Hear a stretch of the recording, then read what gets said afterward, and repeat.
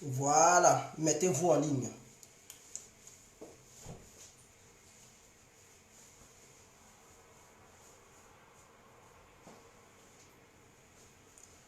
Mettez-vous en ligne.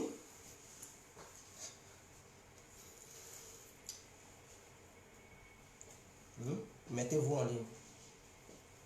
On va se laisser.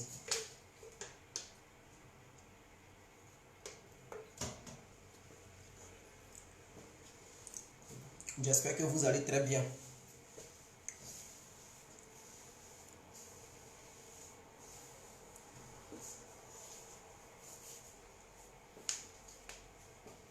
Mettez-vous en ligne.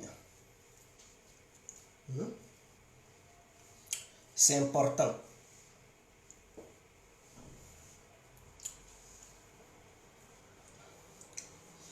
Alors, bonsoir à tous et à toutes. Pour tous ceux qui ne me connaissent pas, je suis l'incontournable bien complet tout terrain. L'homme dont on parle, l'homme qui n'a pas froid aux yeux, l'homme qui ne mâche pas ses mots. Vous pouvez aussi m'appeler devant la vie, l'homme n'est rien, gouverneur italien, docteur Mondon, appelez-moi Boum Boum, laisse-moi Maurice, un plaid royal, padrino, camari, des eaux, la moudia. Alors nous voilà à nouveau devant cette caméra pour parler d'une stratégie qui serait la meilleure pour mettre hors d'état de nuit des rebelles comme Guillaume Soro et certains rebelles, ou bien certaines personnes qui veulent au moins dans leur vie développer cette idéologie dans le but de faire des rébellions et prospérer au sein de ces rébellions en ayant des postes juteux. Et tout ça, il faudrait qu'en Côte d'Ivoire, on vote une loi. Pour commencer, je salue tous ceux et toutes celles qui sont en ligne. Je vous salue tous. Tous ceux et toutes celles qui sont en ligne. Je vous salue énormément. Vous savez, pendant que nous sommes au pouvoir, on doit prendre toutes les initiatives pour mettre hors d'état de nuit des rebelles en Côte d'Ivoire et précisément en Afrique. Parce que ce qui fait que les gens créent des rébellions, ils savent que les États, au sein des différentes constitutions des pays africains, il n'y a pas de loi qui interdisent les négociations avec des rebelles ou des terroristes. Donc ces gens-là, ils savent qu'au sein de la constitution ivoirienne, il n'y a aucune loi qui interdit notre nation, la Côte d'Ivoire, de négocier avec des rebelles. Donc ils savent qu'en prenant les armes, alors le gouvernement en place sera obligé de négocier avec eux. Et donc, suite à ces négociations, ils vont obtenir des postes. Parce qu'ils font tout ça là, ce sont des postes qu'ils veulent.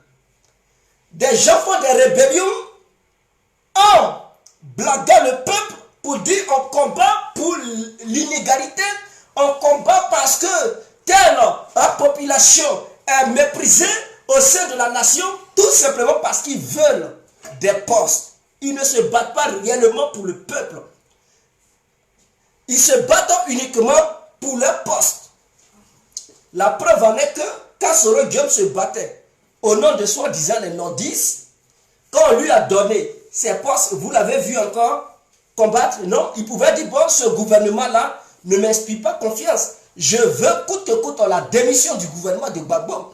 Je veux que Laurent Gbagbo quitte le pouvoir. Je veux que Laurent Gbagbo ne soit plus le président et qu'il y ait une transition.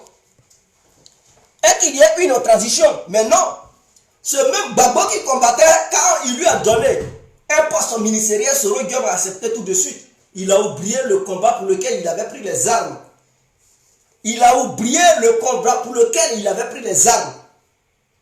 Et il a gouverné avec Laurent Gbagbo depuis 2003 jusqu'en 2010. C'est ça on dit un combattant, c'est ça on dit quelqu'un, non, j'ai combattu pour l'inégalité. Mais si tu combats quelque chose, c'est comme si quelqu'un il disait que non, le terrorisme n'est pas bien. Et ces mêmes terroristes te proposent un poste et tu t'en vas travailler avec eux. C'est que tu es un terroriste. Donc ce qui reprochait à Laurent Gbagbo, si le pouvoir de Gbagbo n'était pas bien, pourquoi aller travailler avec ce pouvoir?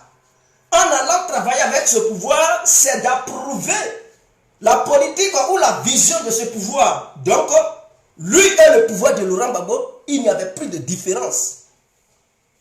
Alors, Soro Diom avait pris les armes pour son ego, pour son propre bien-être. Il n'a pas pris les armes pour les nordistes. Les nordistes eux-mêmes, ils se sont battus dans les urnes pour donner le pouvoir à Alassane Ouattara. Mais Soro Diom, lui, à travers les armes, il est devenu ministre. Mais est-ce que quand il est devenu ministre, il a rendu service à qui au nord là-bas? Il a rendu service à qui? Ceux qui le suivaient là. Il n'a pas rendu service à qui que ce soit. D'ailleurs, il a éliminé ceux qui étaient autour de lui. Les IB, tous ceux-là, les Kas, les Zakazaka, il les a éliminés pour prendre le pouvoir et se sentir fort au sein de la rébellion. C'est tout ce qu'il a fait. Sinon, il n'a pas lutté pour quoi que ce soit. Or, si dans notre constitution, il y avait un article qui interdisait toute négociation avec un rebelle, avant de prendre les armes, tu vas réfléchir 1000 fois pour dire notre pays, là, la loi dit on ne négocie pas un rebelle. Un rebelle se mate. Et donc, si jamais je prends les armes, je risque de me faire mater par ceux qui sont au pouvoir. Et c'est ce que l'Algérie a fait. Vous voyez les terroristes, vous voyez les gens prendre des armes pour dire non, on va faire une rébellion en Algérie. Quiconque le fait, il est maté automatiquement dans les heures suivantes. Parce que l'Algérie, au sein de sa constitution, il y a des articles, ou bien il y a un article qui dit que le pays n'a pas le droit de négocier avec un terroriste. Tu prends des Algériens en otage en Algérie, en te disant terroriste, eux ils ne vont pas négocier. Otages, toi, aux terroristes, ils vont, c'est-à-dire quand ils rentrent là-bas, si les otages ont la chance, ils seront libres. Mais eux ils rentrent, ils ne calculent pas otages ou pas, ils savent, ils bombardent. Terroriste. Donc il ne faut pas aller là-bas pour prendre des gens en otage et vouloir avoir gain de cause. Non, c'est peine perdue. Donc on est rebelle. Les terroristes, ils savent qu'en Algérie, on ne prend pas les gens en otage et vouloir négocier, donnez-nous une telle somme ou bien donnez-nous un poste ministériel avant qu'on ne les lâche. Non, tu fais ça, c'est ta mort. C'est-à-dire, il faut le savoir que tu dois être enterré. Le jour où tu oses prendre les gens en otage, le jour où tu oses prendre les armes là-bas pour brandir ça, pour dire non, je vais faire une rébellion, sache que tu es un homme mort. Ils ne vont même pas négocier avec toi. Et c'est ainsi dans tous les pays européens. Il n'y a aucun pays européen où on négocie avec des rebelles. Les rebelles se matent partout en Europe. Pourquoi c'est en Afrique qu'on négocie avec les rebelles? Pourquoi quand des gens prennent des armes, on négocie avec eux? Mais revoyons nos différentes constitutions. Mais moi, si j'étais député, j'allais proposer ça. Il faut qu'il y ait un article au sein de nos constitutions qui empêche toute négociation envers des rebelles ou des terroristes au sein de notre nation. Comme ça, on partage ça à toute la population. On met ça dans les oreilles de chaque citoyen ivoirien. Pour dire, mon frère, ma soeur, il ne faut pas espérer gagner quoi que ce soit le jour où tu prendras les armes. Quel que soit l'endroit où tu iras, on va te poursuivre. Même, on va t'arracher la citoyenneté ivoirienne. Il faudrait qu'il y ait ces lois votées en Côte d'Ivoire. C'est ce qui va empêcher toute rébellion au sein de notre nation. C'est-à-dire quiconque prend les armes et rêve de devenir rebelle pour s'opposer à la nation ivoirienne, non seulement qu'il soit ivoirien ou pas, que mère ou père soit ivoirien ou ivoirienne, on s'en fout. Dès lors que tu prends les armes, à partir de ce jour-là, si tu as un passeport, on garde ton passeport. Ton passeport n'a plus de valeur. Et tu n'iras dans aucune ambassade pour dire que tu vas refaire ton passeport. Ça, c'est un. Aucune administration en Côte d'Ivoire ne va refaire ton passeport. Il faudrait que ça soit clair. Donc, en ce moment-là, on te retire la citoyenneté ivoirienne. Et donc, à partir de ce moment-là, tu n'es plus ivoirien. Le jour où on t'attrape, on t'exécute. Voilà des lois qu'il faut voter. C'est comme ça les gens en Côte d'Ivoire vont comprendre que, avant de prendre les armes, ils vont réfléchir 1000 fois avant de faire quoi que ce soit. Parce qu'ils savent le jour où ils prennent les armes, à partir de ce jour-là, ils ne sont plus ivoiriens. Ça, c'est un. Et tous ceux qui vont se rallier à eux, là, ils ne seront plus ivoiriens. Le jour où on les identifie, pour dire c'est ceux-là qui sont derrière un coup d'État ou une rébellion, ils n'ont plus la nationalité ivoirienne. on gâte leur passeport, ils ne vont plus venir refaire leur passeport, ils seront bloqués dans n'importe quelle ambassade, dans n'importe quelle administration en Côte d'Ivoire pour les neutraliser. Le jour où on les attrape, on les exécute. Quand c'est comme ça, c'est clair dans les oreilles. Même aussi l'étranger les manipule pour dire vas-y fais coup d'état, ils vont dire non. Parce que je sais que si jamais je prends les armes, je sais ce qui m'attend. Et c'est comme ça en Europe. Vous ne verrez jamais un pays européen où un citoyen européen va prendre les armes pour dire il fait une rébellion. Non, tu as fait ça, tu es mort. Tout simplement, Julian Assange, qui est enfermé en Angleterre là-bas, il a publié des documents confidentiels. Pour ça, là, l'Amérique l'en veut. Il a fui. Il est venu, il est ici en Europe. L'Amérique est derrière lui. Ça fait combien d'années? Ça fait presque 10 ans. 10 ans qu'il n'est pas libre. Il ne peut pas sortir. Ils sont derrière lui. Quelles que soient les années, ils vont toujours le poursuivre. Tout simplement parce qu'il a publié des documents confidentiels. Imaginons si c'était une rébellion. Une rébellion. Ce qu'il a fait, ce n'est pas une rébellion. Hein? Il a tout simplement dévoilé un secret de l'Amérique aux yeux du monde. Pour ça, là, on veut sa peau. Le jour où il arrive aux États-Unis, ils vont l'exécuter. Ça, il n'y a pas de truc de débat. Mais imaginons si quelqu'un prenait des armes contre l'Amérique. Mais l'Amérique est le premier pays qui parle de liberté, qui parle de démocratie. Mais eux là, ils ne jouent pas. Tu ne peux pas prendre des armes pour dire tu vas faire une rébellion. Tu es qui? Allez-y demander aux Russes. Tu prends des armes pour faire une rébellion, tu es mort. Même la France, tu prends les armes, tu fais une rébellion, tu es mort. Non seulement ils vont t'exécuter, mais tous ceux qui sont avec toi, ils vont payer le prix fort. En Belgique ici, tu fais une rébellion, tu es mort. Il n'y a aucun pays en Europe où tu vas faire une rébellion et espérer avoir une place ministérielle. Il n'y a qu'en Afrique où les gens font des rébellions et on dit bon, il faut dialoguer avec les rebelles. Suite à ça, on revoit gouvernement d'union. Mettez hors d'état de nuit tous ces tralala là. Il n'y aura plus de gouvernement d'union. Personne ne va encore gouverner avec des rebelles. Il faut voter des lois pour interdire la Côte d'Ivoire à négocier avec n'importe quelle rébellion ou bien n'importe quel rebelle ou avec n'importe quel terroriste. On ne doit plus négocier avec ces gens-là. Trop, c'est trop. À un moment donné, pour faire évoluer une nation, pour faire avancer une nation, il faut des décisions draconiennes. Il faut être radical pour faire comprendre aux gens. Les Ivoiriens, ils ont toujours titillé les Ivoiriens. Dans leur vie, ils ont toujours eu des présidents qui adorent jouer, qui adorent danser et donc c'est resté dans leur tête. Non, il faut danser. Ils pensent que gouverner un pays, ce sont les danses. Gouverner un pays, c'est une histoire de chercher femme. Gouverner un pays, c'est une histoire de ziglimiti. Gouverner un pays, donc ils sont restés comme ça. Le peuple ivoirien est resté comme ça. Donc pour le peuple ivoirien, c'est inconcevable de voir Alassane Ouattara qui est un président très très sérieux. Qui est un président qui sait là où il va, qui est un président qui n'a pas affaire aux amusements, mais sa ligne de conduite est le travail. Eux, ils sont étonnés. Voilà pourquoi nos frères et nos sœurs de l'opposition en veulent tant à Alassane. Parce qu'ils ne sont pas habitués à ce jeu. Le jeu de la sérénité et de la sincérité. Ils ne sont pas habitués à ça. C'est la première fois de voir ça.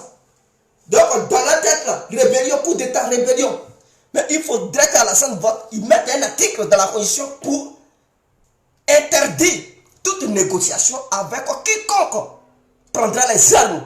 Quiconque prendra les armes, il doit mourir. Voilà la nouvelle ligne qu'il faut mettre sur pied. Quiconque prend les armes doit payer ça très cher. Il faut mettre ça au sein de la Constitution et publier ça dans tous les journaux de la Côte d'Ivoire. Informer les Ivoiriens à travers la chaîne nationale, la RTI, la 2 et la 1, à travers les réseaux sociaux, pour dire en Côte d'Ivoire, il y a une nouvelle loi qui rentre en vigueur, quel que soit l'Ivoirien, l'endroit où il est là, ça va rentrer dans ses nucléos. Et ça va rentrer dans ses oreilles. S'il avait un plan de vouloir faire un coup d'état, il va se retirer immédiatement. Parce qu'il sait que c'est peine perdue. Si il avait un plan de vouloir faire une rébellion dans le but d'avoir un poste ministériel, il faudrait qu'on enlève ça dans ses yeux pour dire, mon frère ou ma soeur, ton projet là, ça te conduit tout droit vers la mort et non vers un poste ministériel. Il faudrait que ça soit clair. Parce qu'en Europe, c'est comme ça. Aux États-Unis, c'est comme ça. En Russie, c'est comme ça. En Chine, même, il ne faut pas rêver. Tu fais le reste, tu es mort. En Turquie, même, non. Tu fais le reste, c'est prison à vie. C'est-à-dire que c'est 70 ans de prison. Il n'y a qu'en Côte d'Ivoire où on négociait les rebelles, des bandits. Il n'y a qu'en Afrique où on dit gouvernement d'union. Écoutez, ceux qui veulent travailler, ils travaillent. Ceux qui veulent prendre les armes, on doit les considérer comme les ennemis de la nation, les traquer, quel que soit l'endroit où ils sont. L'État doit mettre tous les moyens sur place pour traquer tous ceux qui en veulent à l'État, tous ceux qui en veulent au peuple ivoirien. Parce que si tu veux faire une rébellion, c'est que tu n'es plus ivoirien. On doit t'arracher la citoyenneté ivoirienne. Que tes parents soient ivoiriens, mon frère, on t'arrache ton passeport. C'est clair. D'abord, le roi, est-ce qu'il n'est pas ivoirien? Pour avoir son passeport, mais il a fallu négocier. C'est clair. Donc, d'autres, ils vont dire non, c'est son droit d'avoir son passeport. Ce n'est pas négociable, c'est négociable. Tu fous la merde, on t'arrache. Et puis ça ne valide pas. Il faudrait que ça soit comme ça. Comme ça, notre pays sera respecté.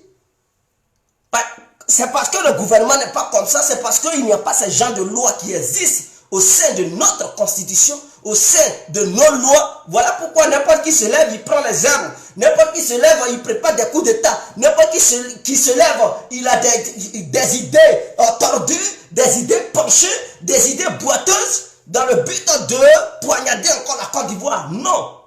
On doit inculquer cette idéologie dans les têtes de tous les Ivoiriens.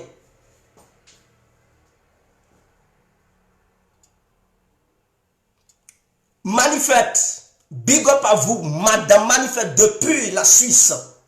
La dame qui frappe très fort. Chapeau à vous. Ça, c'est une guerrière. Qu'elle est rentrée dans la lutte, elle ne joue pas. Elle frappe là où il faut. Je vais bien. J'espère que vous aussi, vous allez très bien.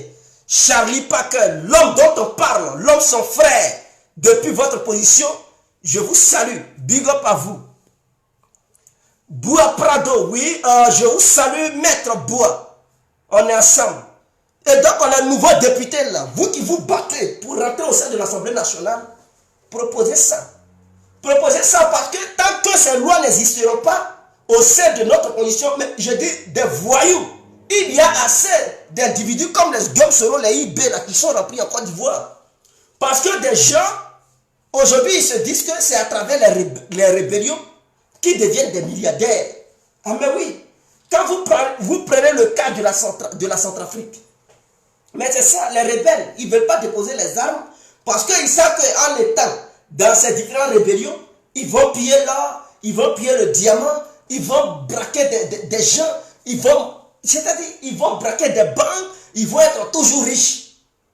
Gouvernement d'union nationale, ils vont signer des accords, ils ne vont toujours rien respecter.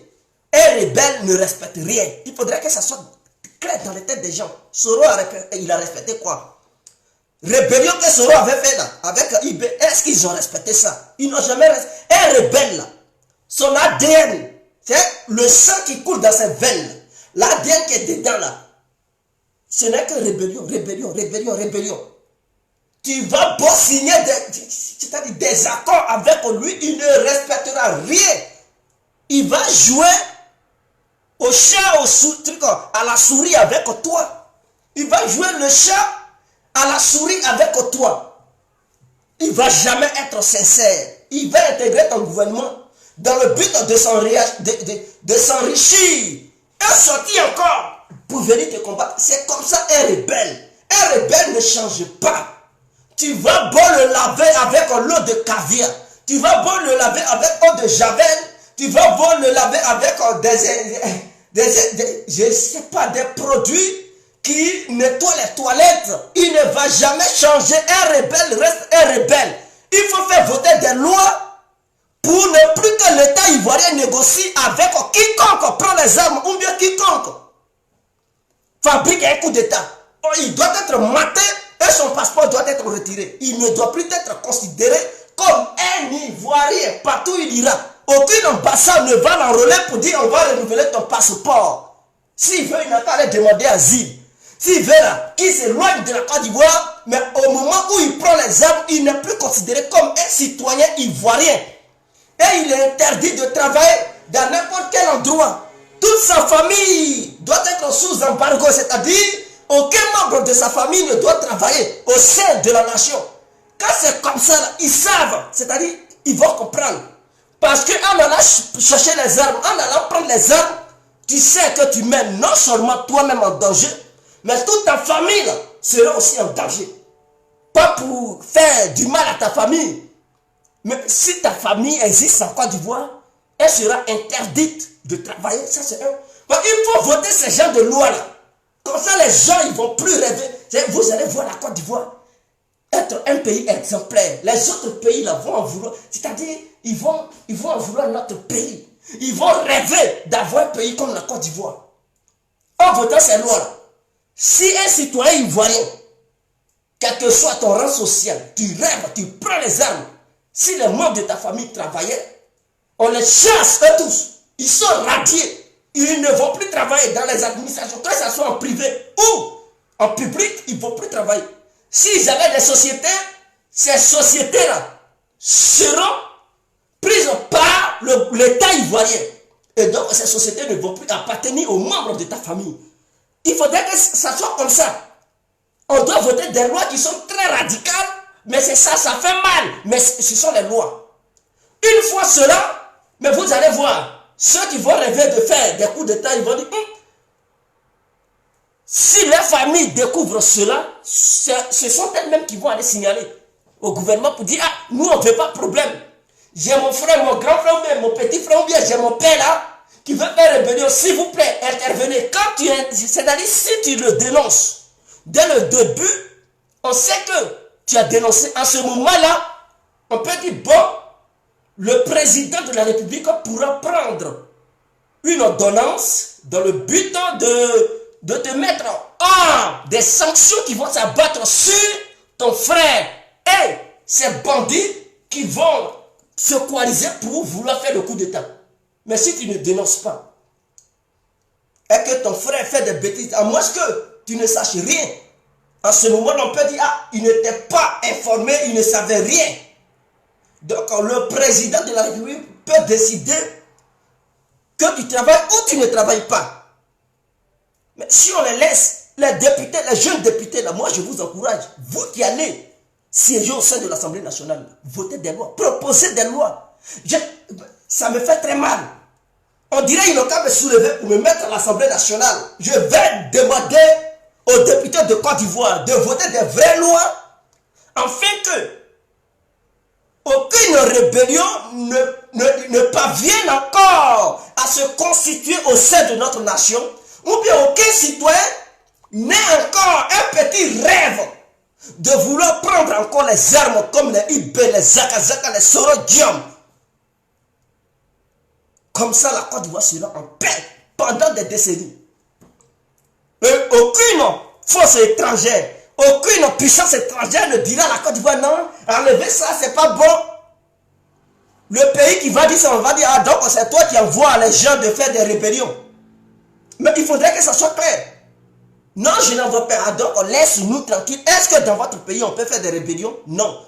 Alors, quiconque fait une rébellion, quelles sont les réserves? Ah, voici, alors, il s'est pareil pour la Côte d'Ivoire. Quiconque a des idées rébelliennes doit être maté copieusement. Il n'est plus ivoirien et il doit être maté.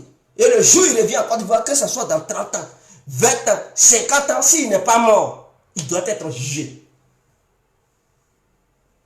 Il faut être radical. Parce que tant que les autorités ivoiriennes ne seront pas radicales, les opposants vont toujours prospérer dans cette idéologie. Vous allez voir, une fois ces lois votées là, les membres de l'opposition, eux tous, ils vont se rallier au gouvernement.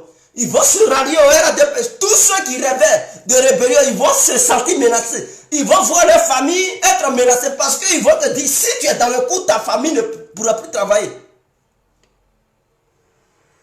Ta famille risque de perdre sa citoyenneté ivoirienne. Vous allez les voir. Chacun va recevoir l'appel des membres de sa famille pour dire, il faut quitter dedans, quitte dedans, quitte dedans. Et tous vous, ils vont se rallier. Ils vont dire, ah, vraiment la Côte d'Ivoire, c'est le seul pays où tu ne peux pas faire rébellion. Parce que si jamais tu fais une rébellion, voici ce qui t'attend. C'est parce qu'on les laisse faire. Donc, pour eux, c'est normal, ils agissent comme bon leur semble. Et donc, il n'y a aucun risque. Ils font ce qu'ils ont envie de faire. Mais écoutez, Manifeste dit, c'est déjà dans la Constitution. Ça a été intégré au sein de la Constitution en quelle année? Manifeste, est-ce que vous pouvez me donner une précision? Ça a été ajouté au sein de notre Constitution quand? Il faudrait que ça soit solide. Il ne s'agit pas d'écrire sans être appliqué. Quelque chose qui est écrit, on doit l'appliquer. On doit l'appliquer. Parce qu'en Côte d'Ivoire, on est trop faible. On est trop faible. On met ça dedans. Quand il y aura une rébellion, on va dire négocier. Et ils vont commencer à aller de pays en pays. Ils vont parcourir tous les pays africains. Et ils vont dire on cherche un consensus. On cherche un consensus. Sans appliquer ce qui est écrit là-dedans, noir sur blanc. Quand on écrit quelque chose, on l'applique. Avec rigueur et détermination. C'est ça le plus important. Je ne vais pas durer. Je ferai une vidéo le lundi pour parler de Koudou Gbagbo et son histoire de femme. On va en parler et pourquoi les gens interdisent à Simone Gbagbo de rentrer au sein de la résidence de Laurent Gbagbo à Gagnoa. Donc on parlera de ça le lundi. Sur ce, je vous laisse. Je vous aime infiniment. Que Dieu vous bénisse. Que Dieu soit avec vous. C'était l'incontournable bien complet tout terrain. L'homme dont on parle, l'homme qui n'a pas fourré aux yeux.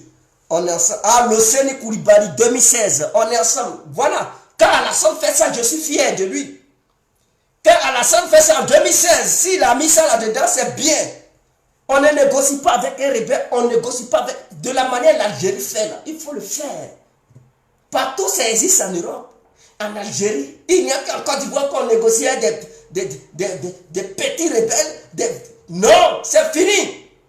Toute négociation avec les rebelles ne doit plus voir le jour en Côte d'Ivoire. Quiconque prend les armes doit assumer ses responsabilités.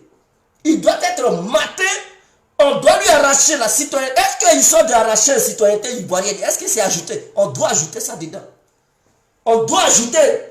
C'est comme ça. Tous ceux qui vont rêver qu'ils sont ivoiriens, quand ils vont dire tu n'es plus ivoirien, mais ils n'ont plus autre identité, ils vont rester dans la nature.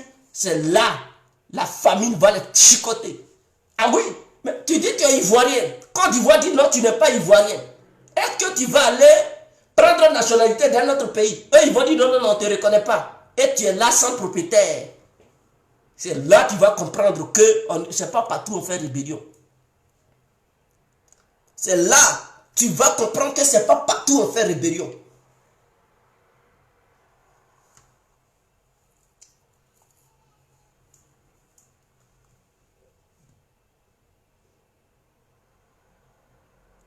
Voilà, bon, subirons la rigueur de la loi. Je comprends Madame Manifeste, mais ce n'est pas suffisant. Subir la rigueur, les Africains, ils aiment bien utiliser les mots forts. Ils vont subir la rigueur de la loi. Ils vont, mais vers la fin, ils négocient. Hein? Il faudrait que le texte soit précis et concis. Ouais, les Africains, ils aiment bien utiliser les termes qui sont forts, qui choquent. Mais après évaluation, on constate que non. Derrière ces termes forts, il n'y a rien. Il n'y a rien. Ce sont les négociations qui sont cachées.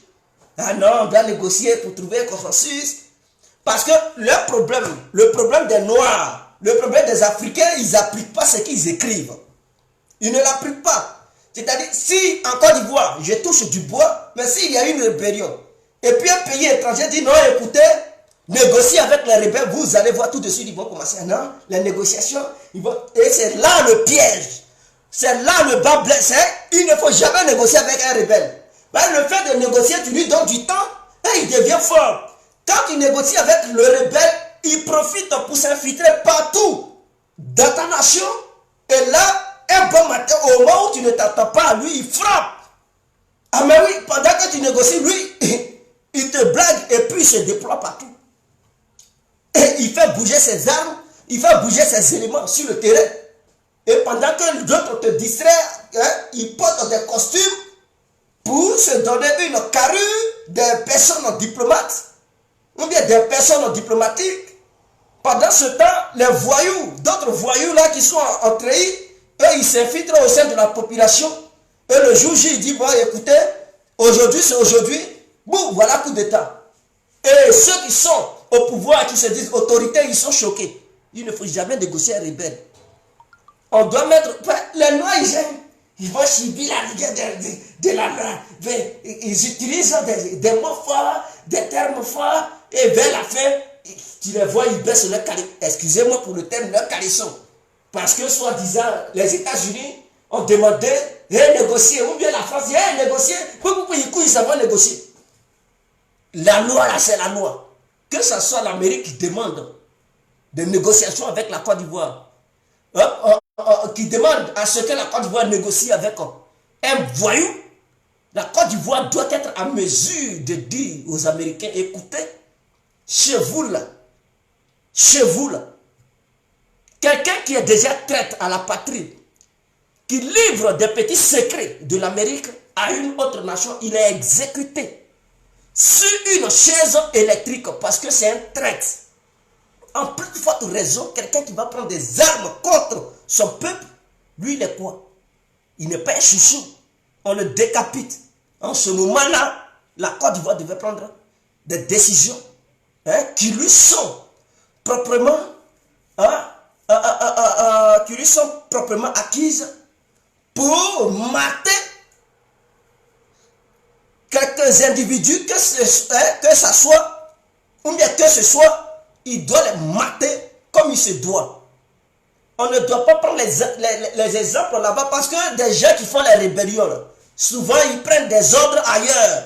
C'est ailleurs là qui leur donne des forces. Et c'est ce même ailleurs là qui demande à leur gouvernement de négocier avec eux pour gagner du temps, pour bien former leur bloc des personnes voyous, des personnes criminelles.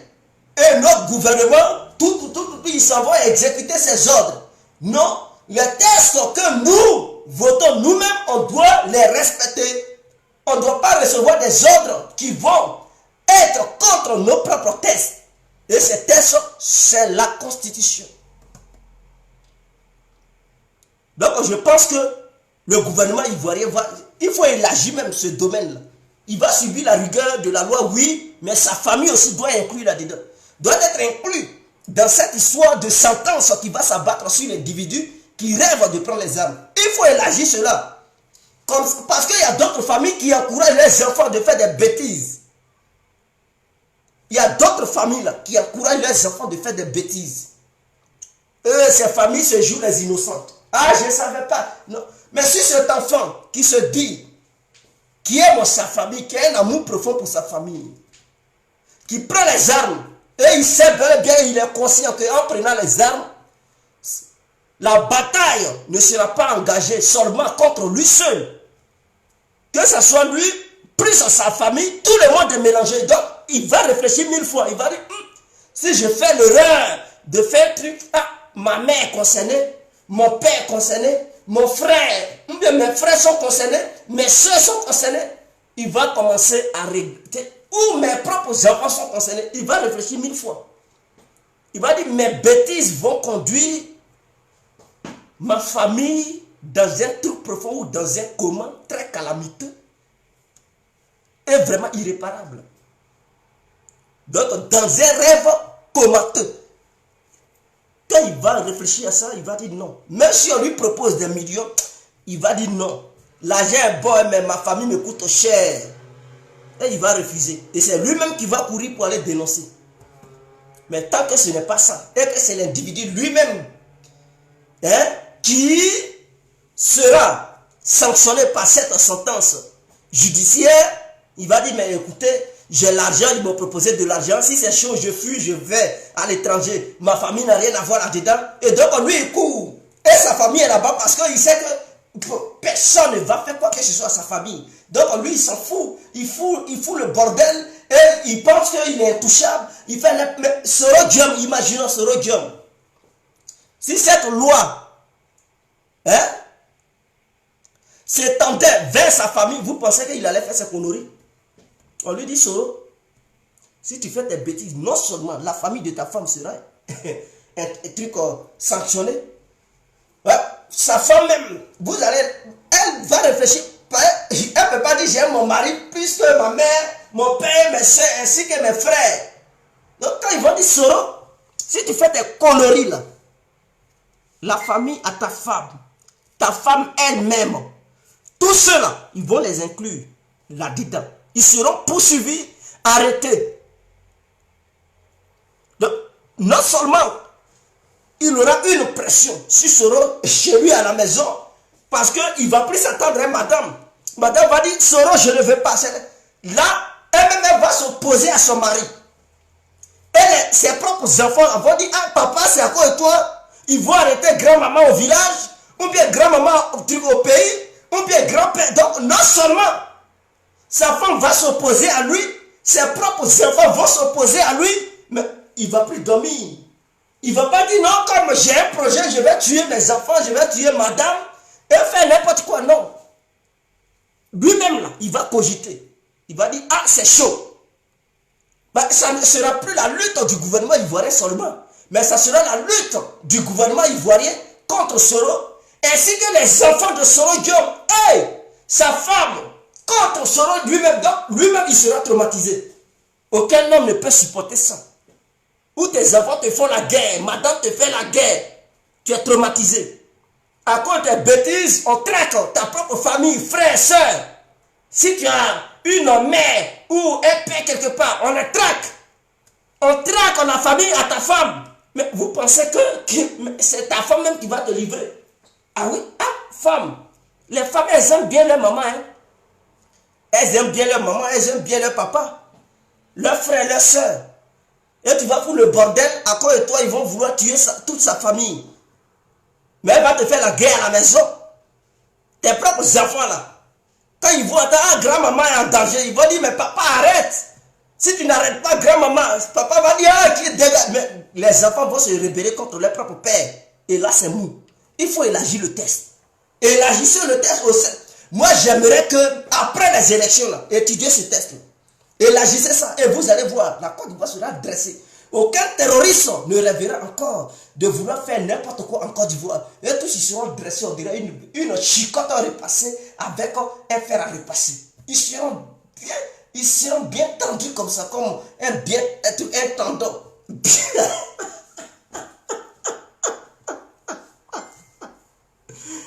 Est-ce que vous comprenez?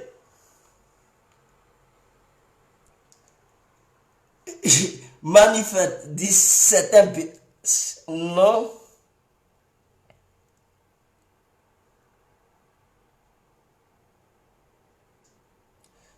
Oh, matin à Soro. Il dit on utilisait Soro.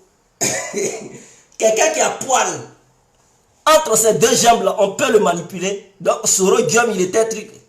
C'était un guignol. Arrêtez vos bêtises là quand même. Soro-Diom était un guignol. Vous l'avez utilisé. Ah, donc il est devenu vanien. On l'utilise pour le jeter. Il est devenu serpillère. On l'utilise n'importe comment. Soro-Diom est devenu truc. Arrêtez vos conneries là. Qui l'a utilisé? Il a fait rébellion à IB, il s'est utilisé lui-même. Et vous voulez faire croire aux gens que ce sont les gens qui l'ont utilisé. Personne ne l'a utilisé. Ce sont ses propres idées tordues. Ces idées gauchères là. Ce sont ses propres idées qui l'ont utilisé. Personne ne l'a utilisé. Est-ce que vous comprenez? Donc arrêtez de faire croire aux gens que Soro-Diom a été utilisé par qui que ce soit. Lui-même, il est mieux placé, il n'est plus enfant. Hein. Si on l'avait utilisé là, il allait parler. Pourquoi il ne parle pas? Ou bien sa bouche est aussi cousue. Soro-Diom même, ses propos ne valent plus rien. Tellement il est perturbé dans sa tête, il dit n'importe quoi. Il dit ça aujourd'hui, demain, il dit autre chose. qui va le prendre au sérieux? Ou bien vous attendez à ce qu'il dise c'est Alassane Ouattara, même s'il le dit, qui va le croire? Parce que il y a des vidéos qui montrent où lui-même il disait que non, Alassane Ouattara ne l'a pas envoyé et qu'il est le chef de la rébellion. Il a écrit même un roman. Donc qu'est-ce qu'il va dire à la justice? Mais ils vont lui montrer ses anciennes dizaines. Il va dire non, j'avais dit mais je n'ai plus dit. Ils vont dire mais mon frère tu n'es pas cohérent, dégage. Donc arrêtez de faire croire que non, ils l'ont utilisé. Non, on doit élargir cette loi-là. Hein, le périmètre est restreint. On doit l'élargir pour que cette sentence soit très violente sur sa tête. Quand il va quitter là, il va dire ouais, j'ai connu des hommes politiques, mais vraiment, Alassane Ouattara et son équipe, c'est des vrais éléments. Tous ceux qui le suivent là, Abdou Richard devrait même élargir ce côté-là. Tous ceux qui pondent des idées gauchues sur les réseaux sociaux devraient être poursuivis. Abdou Richard, il présente trop. Il ne fait pas son truc. C'est-à-dire, on doit envoyer des convocations chez ces gens-là. En Côte d'Ivoire, ils ont leur famille. On doit leur envoyer des convocations. Pour dire qu'on vous donne des trucs, si vous ne demandez pas à vos enfants qui insultent les autorités, qui manquent de respect, qui menacent, qui sont dans cette rébellion, parce que quand on fait une rébellion là, il y a le chef rebelle. En dehors de lui, il y a des petits soldats, des sergents là qui vont au combat. Donc le chef rebelle là, c'est Soro. Maintenant, ces petits combats là, ces petits combattants, c'est ceux qui font la vidéo et ceux qui sont cachés dans leur tanière, dans l'obscurité, dans l'obscurité. Et donc ceux-là, ils seront considérés comme les ennemis à la nation ivoire. Leurs parents devraient recevoir des convocations pour qu'on les ramène à l'ordre. Quiconque ne veut pas ramener son enfant à l'ordre, alors toute leur famille devrait être radiée au sein des différentes administrations en Côte d'Ivoire. Et on va voir si eux seuls, ils peuvent supporter leurs charges, c'est-à-dire envoyer l'argent chaque fin du mois pour nourrir les oncles, les tantes, les frères, les soeurs, pour les nourrir, on va voir. Eux-mêmes là, ils vont recevoir des malédictions depuis leur propre famille pour dire c'est à cause de toi là, on nous a chassés, tu ne nous donnes rien, on ne reçoit rien de ta part, tu insultes les gens, ils nous ont chassés, maintenant on fait comment pour manger? Si tu n'amènes pas l'argent, tu es maudit. Ils vont les maudire et ils vont prendre les malédictions au sein de leur propre famille. Voilà les tactiques. Il faut élargir ce périmètre-là. C'est insuffisant, cette loi-là. C'est insuffisant. Il faut l'élargir pour mater des petits impolis criminels. Il faut les mater, mais de façon professionnelle. Sur ce, on se laisse. C'était l'incontournable bien compris. On est ensemble. On est ensemble. Ciao. Vive la Côte d'Ivoire, vive le peuple ivoirien.